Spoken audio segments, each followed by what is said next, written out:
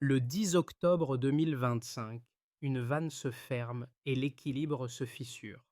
En quelques heures, un même geste réduit de 30% l'eau sous contrôle étranger, tandis que les primes de risque s'étirent à l'échelle ouest-africaine. Que doit retenir concrètement le public qui associe Ibrahim Traoré à une souveraineté possible plutôt qu'à un sabotage présumé? Derrière l'acte technique, une frontière politique se rouvre avec des coûts hydriques, économiques et symboliques immédiats. Ce texte propose une lecture méthodique d'un geste précis, sans célébration ni condamnation. L'objectif est clair: comprendre le coût réel d'une souveraineté hydrique, au-delà des slogans et des réactions immédiates. En suivant strictement les faits du contenu source, l'analyse relie un acte unilatéral à ses effets hydriques, économiques et politiques, observables dès les premières heures. Le bénéfice pour le lecteur est simple: disposer de repères concrets pour distinguer symboles et mécanismes. L'enjeu dépasse la fermeture d'une vanne. Il touche à la manière dont des systèmes hérités, souvent invisibles, organisent la dépendance quotidienne.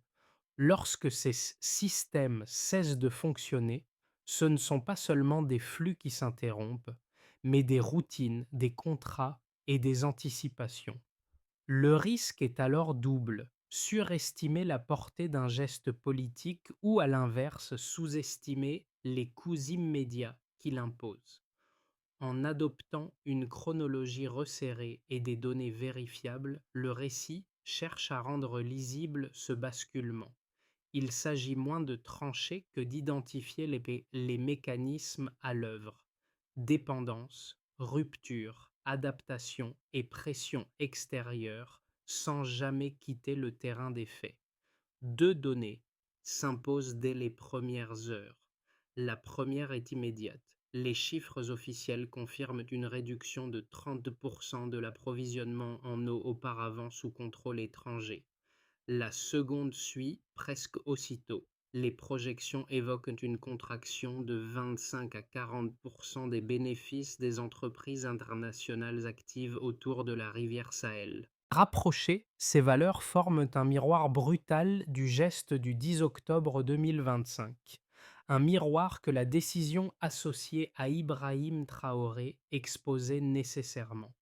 Ce basculement chiffré ne surgit pourtant pas du néant. Le contenu source rappelle qu'en amont, la gestion hydrique reposait sur une architecture largement externalisée.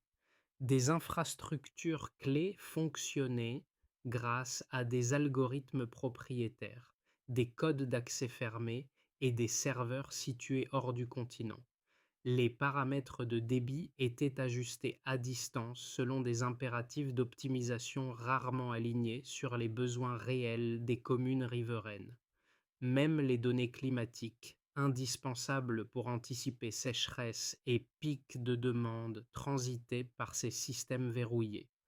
Dans ce cadre, la fermeture de la vanne apparaît moins comme une rupture improvisée que comme l'aboutissement d'un inventaire prolongé. Des enquêtes discrètes, menées sur plusieurs années, avaient déjà mis en évidence une dépendance devenue structurelle. Le geste du 10 octobre agit alors comme un révélateur. Il coupe à la fois un flux physique et une chaîne informationnelle, interrompant la circulation de l'eau autant que celle des données. La chronologie resserrée accentue l'effet de choc. À l'aube, la vanne se ferme. À midi, les médias internationaux parlent de sabotage et les marchés ajustent leurs primes de risque. En fin d'après-midi, un prêt majeur est suspendu. Le soir, des rassemblements de soutien émergent à Ouagadougou. À l'extérieur, l'acte est lu comme une déstabilisation. À l'intérieur, comme une restitution attendue. C'est dans cet écart de lecture que s'installe la question centrale: comment Ibrahim Traoré peut-il transformer une rupture mesurable en transition soutenable, sans nier les coûts immédiats, révélée par ces premiers deltas. Pour rendre la décision lisible, le contenu source descend à hauteur d'acteurs ordinaires, là où une mesure nationale devient une contrainte quotidienne. La première scène se déroule à Ouagadougou dans une station hydraulique longtemps administrée à distance. Un ingénieur y découvre que l'installation, réputée intouchable, peut être reprise manuellement. En ouvrant des boîtiers scellés et des accès internes, son équipe identifie des paramètres de débit fixés selon des directives extérieures, sans prise en compte des besoins des communes riveraines. Ce n'est pas une panne, mais un réglage. Et ce réglage explique pourquoi la fermeture provoque un choc aussi net. Cette découverte produit un effet immédiat. La capacité locale à intervenir existe, mais elle a été neutralisée par l'organisation héritée. L'autonomie n'est donc pas créée ex nihilo, elle est réactivée sous contrainte.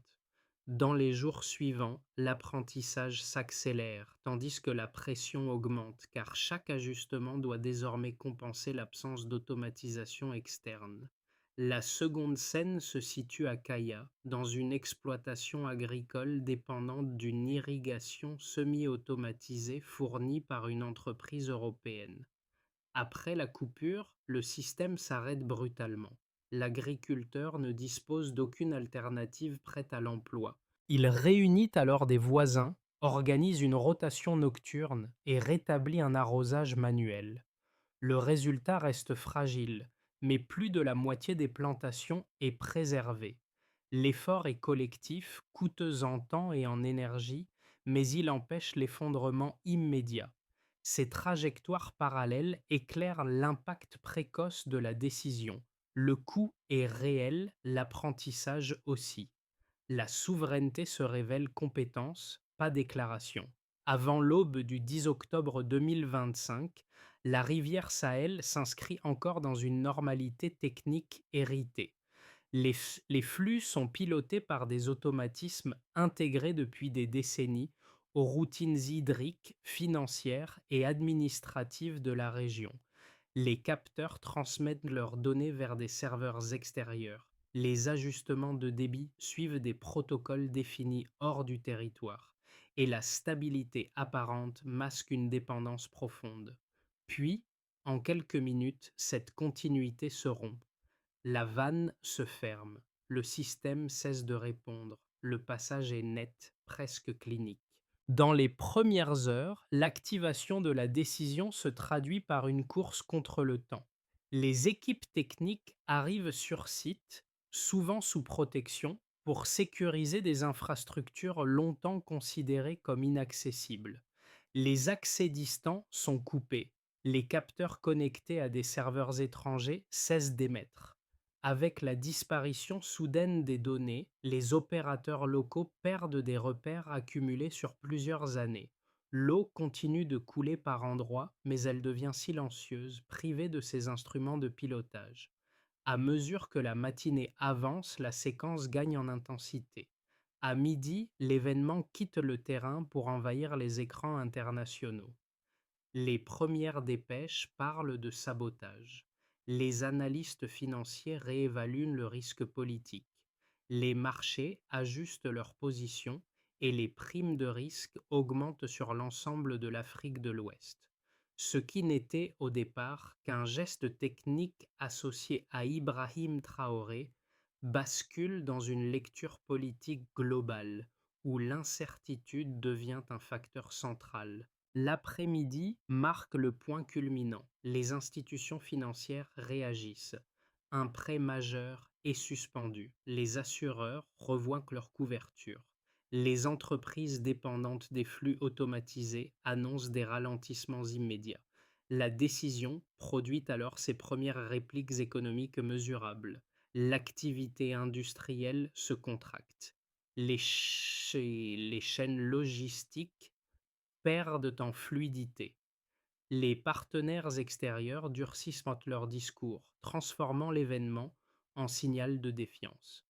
Dans les 48 heures suivantes, les ondes de choc se propagent. L'économie réelle encaissent l'impact. Les installations industrielles liées à la rivière réduisent leur fonctionnement d'environ 40%. Les exportations ralentissent, les coûts de financement augmentent. Chaque réaction renforce la suivante, créant une dynamique cumulative où la pression extérieure se matérialise en contraintes financières concrètes. À l'intérieur du pays, pourtant, une dynamique différente s'installe. À Ouagadougou, des rassemblements émergent, non pour protester, mais pour soutenir la décision. Des radios locales ouvrent leur micro. Un récit intérieur se consolide, celui d'une restitution attendue. L'acte n'est plus perçu uniquement comme une rupture, mais comme une reprise de contrôle longtemps différée. Cette divergence de lectures accentue la polarisation entre l'extérieur et l'intérieur. Ainsi se déploie la séquence complète. Activation rapide, climax médiatique et financier, puis réplique économique et sociale. Le geste initial ne s'éteint pas, il se transforme en processus. Et c'est dans cette transformation que la décision associée à Ibrahim Traoré cesse d'être un événement isolé pour devenir une trajectoire à piloter. Le premier indicateur chiffré s'impose dès l'intervention. Avant le 10 octobre 2025, près d'un tiers de l'eau destinée aux zones urbaines transitait par des infrastructures gérées depuis l'étranger. Après la fermeture, cette fraction chute immédiatement de 30%. Ce delta brutal ne décrit pas seulement une pénurie ponctuelle. Il révèle une dépendance intégrée aux routines quotidiennes de distribution, des capteurs jusqu'aux décisions de répartition.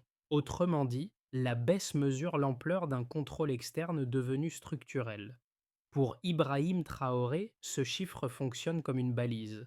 Il indique la profondeur du chantier à reprendre et non une anomalie isolée à corriger rapidement. Ce premier delta appelle une précision technique essentielle. La fermeture n'interrompt pas uniquement un flux d'eau, elle coupe une chaîne informationnelle. Les systèmes automatisés reposaient sur des données transmises vers des serveurs situés hors du continent. Lorsque ces transmissions cessent, les opérateurs locaux perdent à la fois le pilotage en temps réel et les historiques nécessaires à l'anticipation. La rareté immédiate résulte donc autant de l'arrêt des données que de celui du débit. Cette distinction éclaire le débat public. La contrainte ne vient pas d'une incapacité physique totale, mais d'une architecture de gestion rendue inopérante en quelques heures. Un second repère quantifié apparaît presque simultanément. Les projections évoquent une contraction de 25 à 40% des bénéfices des entreprises étrangères opérant autour de la rivière Sahel. Cette fourchette large n'est pas un détail statistique. Elle traduit des vulnérabilités différenciées selon les secteurs. L'agro-industrie est la plus exposée, suivie par la logistique hydraulique, puis par des unités industrielles dépendantes de systèmes de refroidissement automatisés. Ce chiffre explique la rapidité de la réaction extérieure. Lorsque les pertes deviennent transnationales, elles se transforment en pression diplomatique, en suspension de financement et en menace de sanctions. Le delta ne mesure pas seulement un manque à gagner, il décrit un levier politique activé par la rupture. La lecture conjointe de ces deux mesures éclaire un mécanisme central. Si la perte était strictement interne, elle serait absorbée comme une crise nationale. Son ampleur externe la convertit en signal d'instabilité régionale. Le contenu source relie explicitement cette contraction de bénéfices à la suspension d'un prêt majeur et à l'élévation du risque perçu sur l'ensemble de l'Afrique de l'Ouest. La décision associée à Ibrahim Traoré cesse alors d'être évaluée uniquement sur ses effets locaux. Elle est jugée à l'aune des modèles économiques qu'elle perturbe. Un troisième chiffre, plus discret, complète le tableau. Malgré l'interruption des systèmes automatisés, les zones rurales parviennent à stabiliser environ 70% de la production agricole. Ce maintien relatif ne découle pas d'une technologie équivalente de substitution, mais d'ajustements communautaires rapides. Tour d'eau né de serpent, rotation nocturne, réparation artisanale et solutions énergétiques locales amortissent le choc. Cette résilience n'était pas intégrée dans les modèles d'anticipation externe, ce qui explique l'écart entre certaines prévisions d'effondrement et la réalité observée sur le terrain. Pris ensemble, ces trois deltas dessinent une transition en équilibre instable. La perte est immédiate et mesurable. La pression extérieure, elle est réelle, mais une capacité d'adaptation existe. L'enjeu n'est plus de nier les chiffres, mais de les piloter. Ils indiquent ce qui a été perdu, ce qui tient encore et ce qui peut être reconstruit sans illusion de confort, à condition d'accepter le rythme imposé par les faits. Depuis la fermeture de la rivière Sahel, deux lectures solides, presque irréconciliables, s'affrontent dans l'espace public et expert. La première, portée par plusieurs institutions financières et analystes internationaux, considère la décision comme une prise de risque excessive. Leur raisonnement est cohérent. En interrompant brutalement des infrastructures hydriques intégrées aux chaînes urbaines et industrielles, l'État crée un choc qu'aucune alternative technique immédiate ne peut totalement compenser. Les éléments avancés s'appuient sur l'effet du contenu source, suspension d'un prêt majeur, réduction d'environ 40% de l'activité industrielle et renchérissement rapide du financement. Dans cette lecture, l'acte associé à Ibrahim Traoré enclenche une séquence prévisible menant à des pénuries prolongées et à un isolement diplomatique graduel. La seconde lecture, défendue par une partie du monde académique africain et par de nombreux acteurs burkinabés, part d'un diagnostic différent. Elle affirme que la décision était non seulement légitime, mais inévitable. Son point d'ancrage est structurel plutôt que conjoncturel. Le contenu source rappelle que la gestion de la rivière reposait depuis des décennies sur des contrats opaques, des algorithmes propriétaires et des données hébergées hors du continent. La stabilité apparente masquait une dépendance profonde. Les partisans de cette analyse soulignent un indicateur matériel précis. La contraction de 25 à 40% des bénéfices des entreprises étrangères après la fermeture révèle que le système servait aussi des modèles économiques externes, parfois au détriment des besoins locaux. L'arbitrage analytique le plus rigoureux ne consiste pas à choisir un camp, mais à tenir ensemble ces deux raisonnements. Oui, la baisse immédiate de 30% de l'approvisionnement impose des rationnements et une pression sociale réelle. Oui, la réponse financière et diplomatique pèse lourdement, mais le maintien d'environ 70% de la production agricole grâce aux ajustements communautaires introduit une nuance décisive. La transition ne se réduit pas à un effondrement mécanique. Reconnaître simultanément le risque élevé et l'autonomie en construction permet de déplacer le débat. La fermeture l'expose le pays, mais elle rend visible ce qui était auparavant enfoui. La question devient méthodologique. Comment piloter cette tension sans basculer d'un excès de dépendance à un excès de rupture, lorsque les marges de manœuvre sont étroites et les coûts immédiats incontestables? Au cœur de la crise, un constat inattendu émerge des audits techniques menés après la fermeture. Plusieurs stations hydrauliques, longtemps présentées comme dépendantes d'interfaces étrangères, redeviennent opérationnels après une reconfiguration manuelle. Le contenu source insiste sur ce point précis. Ce qui semblait impossible relevait moins d'une contrainte physique que d'un verrou organisationnel. Des algorithmes propriétaires bloquaient l'accès, mais les infrastructures, elles, restaient fonctionnelles. Ce pivot modifie la lecture dominante. La fermeture n'est plus seulement un acte de rupture, elle devient une phase d'apprentissage accélérée. Les ingénieurs nationaux reconstruisent des chaînes de pilotage simplifiées, sans automatisation lourde, mais avec un contrôle direct. Les données ne circulent plus comme avant. Pourtant, des relevés locaux, plus rudimentaires, suffisent à stabiliser certains flux essentiels. La transition cesse alors d'être uniquement défensive, elle devient partiellement opérante. Ce déplacement a un effet politique immédiat. Pour Ibrahim Traoré, la découverte agit comme une validation partielle du pari initial. Elle ne supprime ni les pénuries, ni la pression extérieure, mais elle démontre qu'un fonctionnement alternatif peut exister hors des schémas hérités. Le débat change de nature. Il ne porte plus seulement sur le coût du choc, mais sur la capacité à transformer ce choc en méthode durable.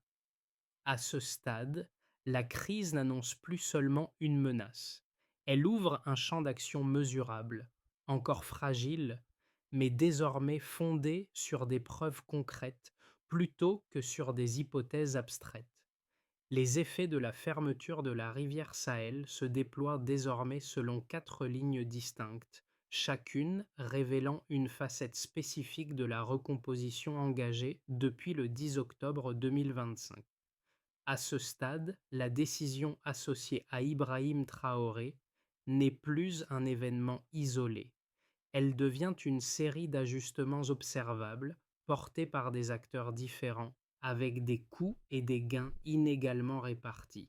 Pour l'État et les services publics, l'impact est immédiat et structurel. Les administrations doivent opérer sans les systèmes automatisés hérités.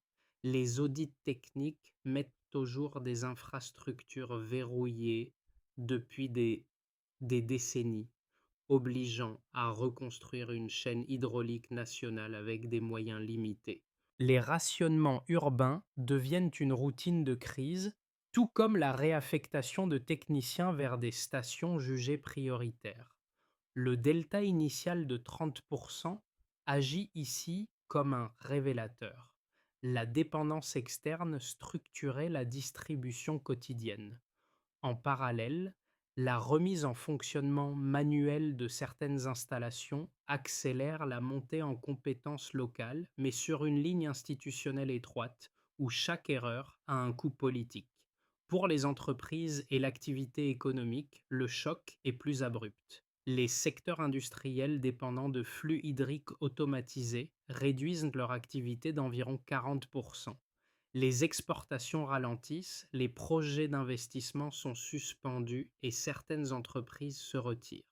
La contraction de 25 à 40% des bénéfices des acteurs étrangers confirme une rupture durable des modèles économiques liés à la rivière. Pourtant, une dynamique inverse apparaît en marge. Ateliers de réparation locaux, solutions énergétiques décentralisées et remise en service d'anciennes pompes. L'économie se fragmente entre pertes nettes et substitutions improvisées, sans équilibre immédiat. Du côté des foyers et des routines quotidiennes, la transition se vit dans les gestes. Les files adaptent leurs horaires, organisent des tours de distribution et stockent l'eau à l'aube. Les quartiers urbains ressentent plus fortement la pénurie que certaines zones rurales habituées à une gestion collective. Le contenu source souligne un déplacement psychologique notable. La ressource n'est plus perçue comme administrée à distance. Même lorsque l'effort est lourd, la décision portée par Ibrahim Traoré est souvent racontée comme une réappropriation plutôt que comme une simple privation. À l'échelle régionale, Enfin, la fermeture agit comme un précédent politique.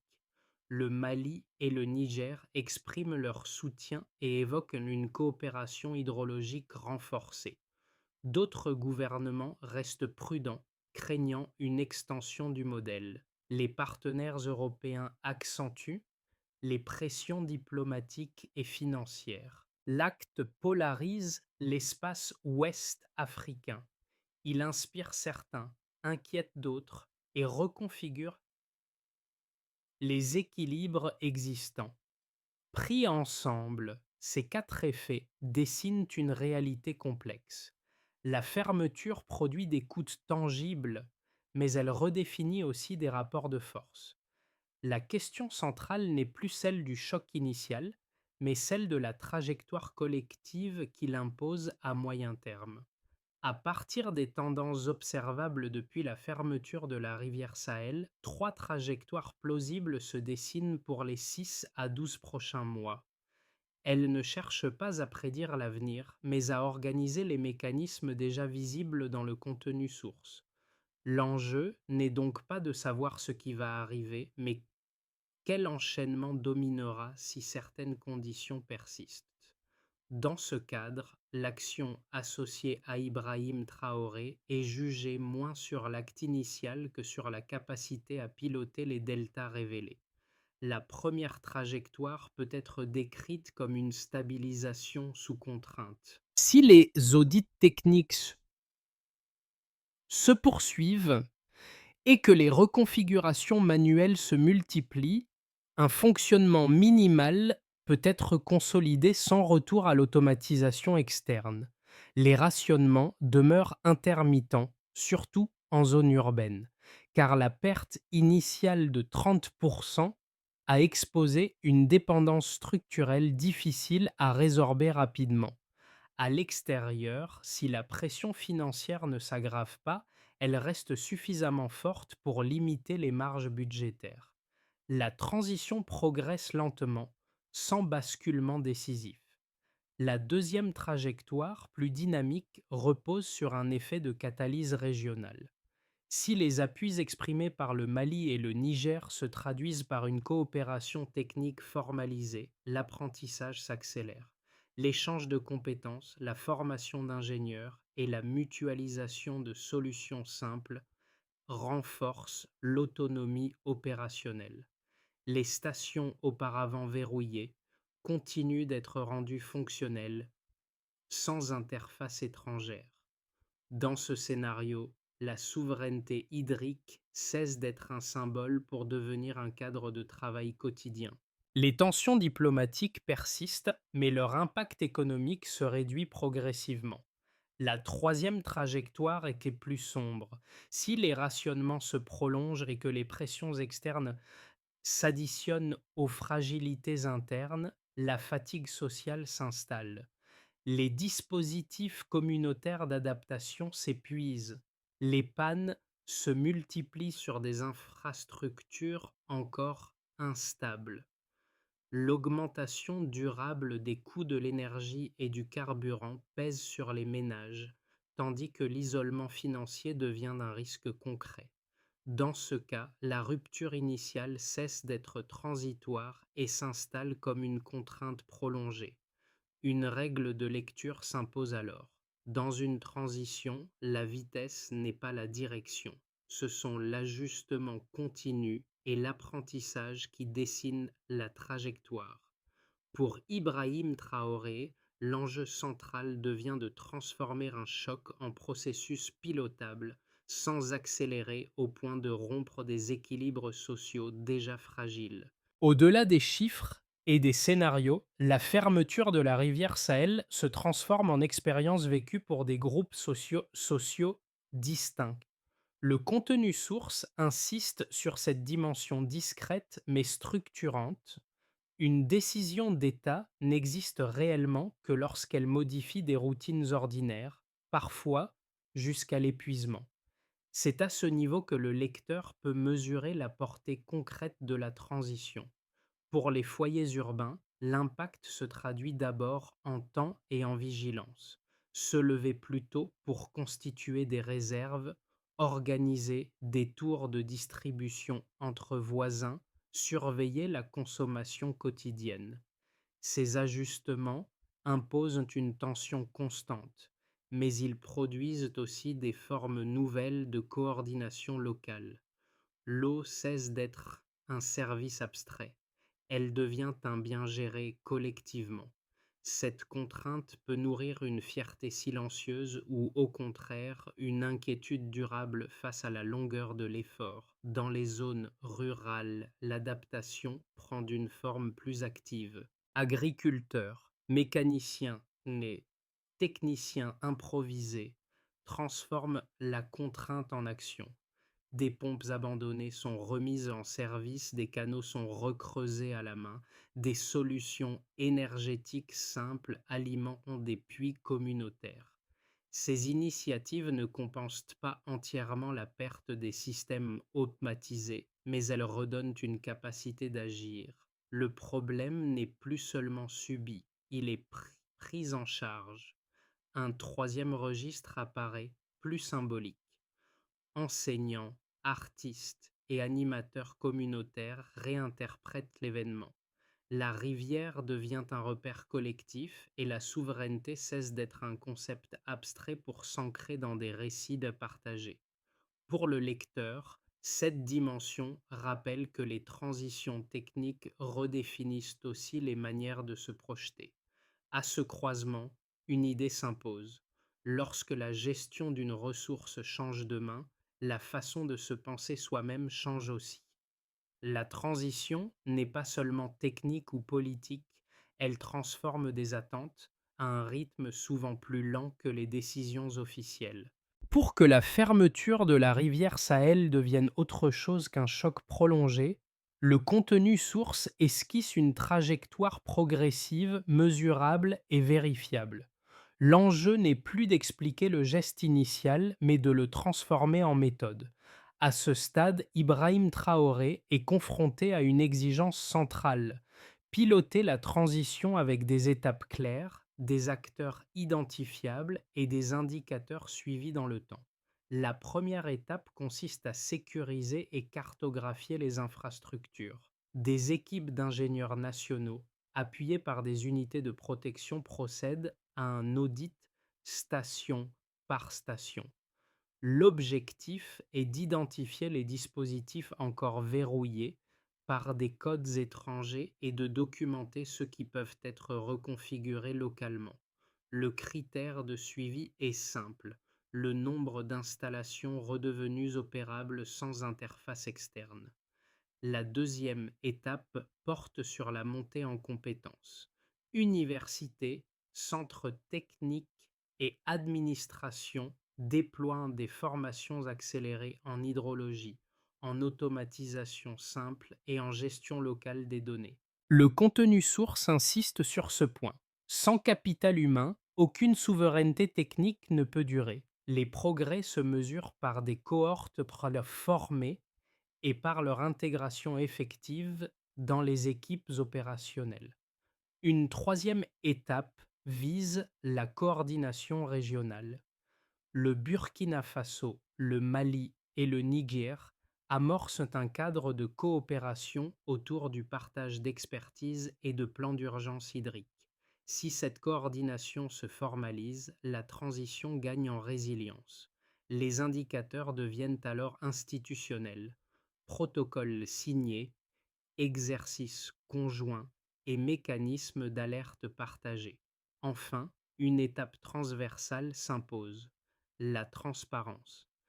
Publication régulière des volumes distribués, des décisions de gestion et des ajustements opérés. Dans cette logique, la souveraineté ne se proclame pas, elle se vérifie. Pour Ibrahim Traoré, la crédibilité future se jouera moins dans le symbole que dans la capacité à mesurer, corriger et rendre compte, étape après étape. Sur les rives redevenues calmes, les premières scènes reviennent comme une mémoire active.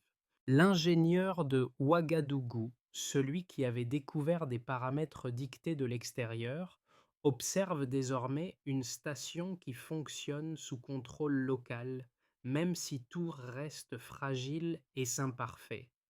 L'agriculteur de Kaya, qui avait improvisé des rotations nocturnes pour sauver ses cultures, regarde des canaux remaniés collectivement, à la main, pour tenir jusqu'à la prochaine saison. Ces figures ne racontent pas une victoire nette, elles racontent une transformation lente, exigeante, parfois épuisante. Le contenu source insiste sur cette bascule discrète. La crise n'est plus seulement un risque d'effondrement, elle devient un apprentissage continu. Les gestes techniques se doublent de gestes sociaux.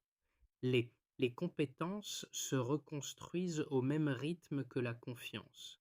Ce mouvement est inégal, souvent inconfortable, mais il est désormais lisible dans des pratiques concrètes plutôt que dans des déclarations.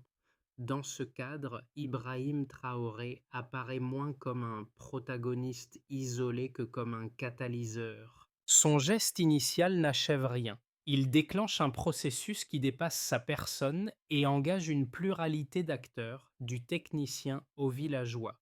Le récit change alors de registre, du symbole à la pratique, du choc à la preuve. Une phrase s'impose comme un fil rouge, simple et exigeant. La souveraineté se construit goutte après goutte. Au terme de ce parcours, la rivière Sahel n'apparaît plus seulement comme un cours d'eau ou une infrastructure stratégique.